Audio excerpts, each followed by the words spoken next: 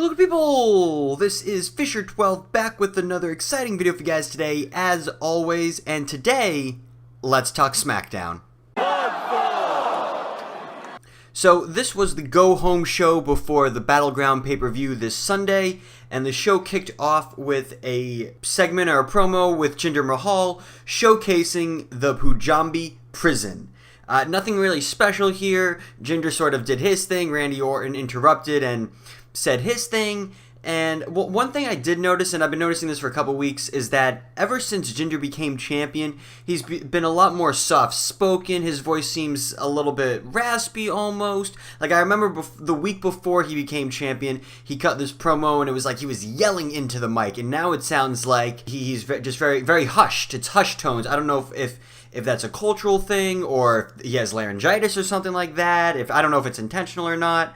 One thing, too, that stuck out to me is Randy Orton cut a very old-school promo. When I say old-school, I mean, like, back in the day when you would cut a promo, and more so the heels, the heel would almost put themselves down by talking up how great their opponent was. Like, I remember specifically with Kurt Angle, like Kurt Angle would be like, yeah, last week I got beat by The Rock. I got beat real bad. One of the worst beatings I've ever gotten. Here, take a look. And then he'd show footage. And that's sort of what Randy Orton did. He sort of did the reverse. He was like, oh, Jinder Mahal, you have all these people behind you. You have all this backing. You've beaten me so many times. Blah, blah, blah. Really hyping him up. And I appreciate that. I don't think there's enough of those type of promos. Then we had Jimmy Uso versus Kofi Kingston.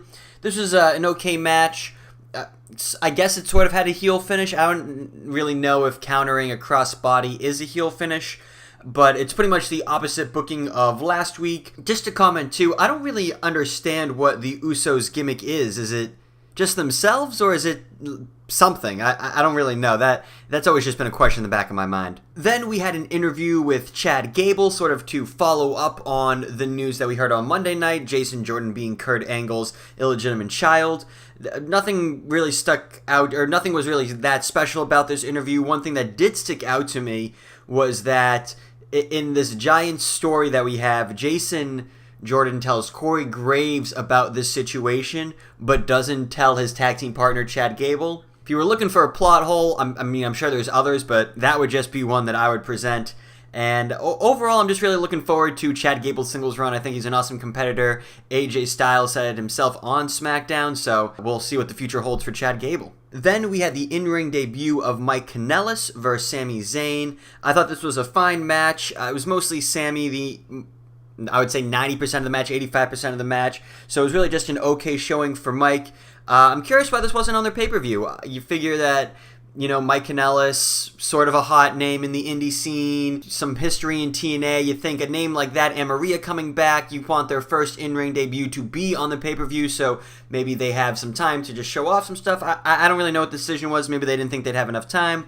I'm not sure. Let me know in the comments down below why you think this wasn't on the pay-per-view. That was just really the only thing that stuck in my mind about this match. Then we had a promo from John Cena. He explained the rules of the flag match, that you have to remove your flag from the turnbuckle pole and carry it to the finish line, which is the stage area. There's no doubt in my mind, or I guess maybe there's a little doubt, but I'm pretty sure John is going to win. Just based off his promo, he said, will the US flag fly or fall? And it's like, I can't imagine the WWE going in with a segment or a result of like the US flag falling. Not to say they haven't done before, but like in 2017 it's a little bit different. People are easily offended by that, and the last thing you want to do is draw negative attention because people are like, oh, the WWE disrespected the United States flag.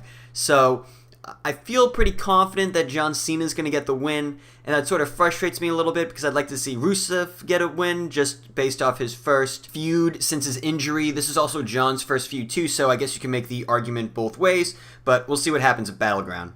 Then we had Becky Lynch versus Charlotte, and this was probably the best match of the entire night. It was a really good match. I enjoyed it a lot.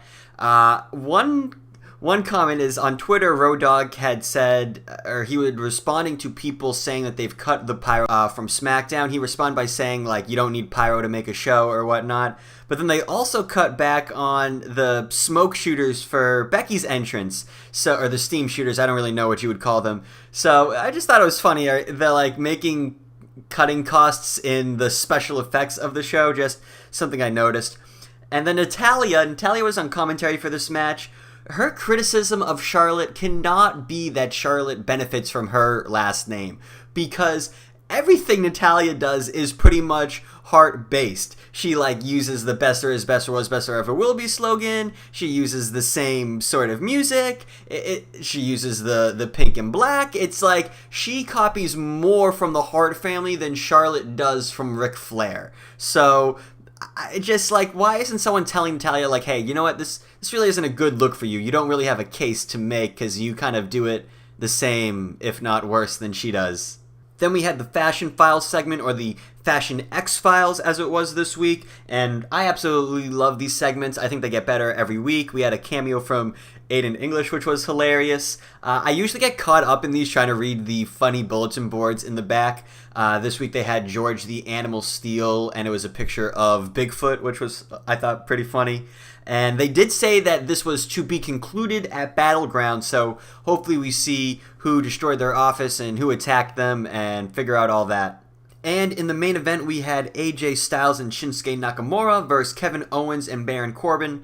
And I thought this was a solid match. It had a good finish. I thought there was great storytelling there, specifically with the finish with, tossing Nakamura away from the ring so he couldn't get to AJ, and then being aggressive and quickly taking AJ out. Like I said, good storytelling all around. Good match, great note to end SmackDown on to carry into the pay-per-view. But overall, a good episode of SmackDown, a good mix of some comedy, some drama, and a little bit of good wrestling in there as well.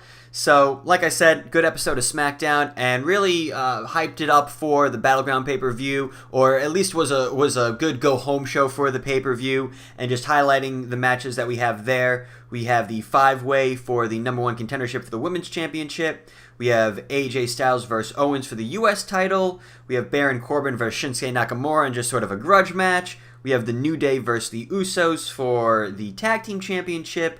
We have the conclusion to the Fashion Files, as I just said. And then we have Jinder Mahal versus Randy Orton for the WWE Championship inside the Punjabi Prison. I should have a predictions video sometime later this week. I don't know if that'll go up Friday or Saturday. We'll have to wait and see. But let me know your thoughts in the comments down below about this episode of SmackDown. Did you like it? Did you not like it? What was your favorite match? Was there stuff that you thought that they didn't do well, stuff that they can improve on? If you're looking forward to the pay-per-view, let me know in the comments down below. But other than that, guys, hope you enjoyed the video, and take care.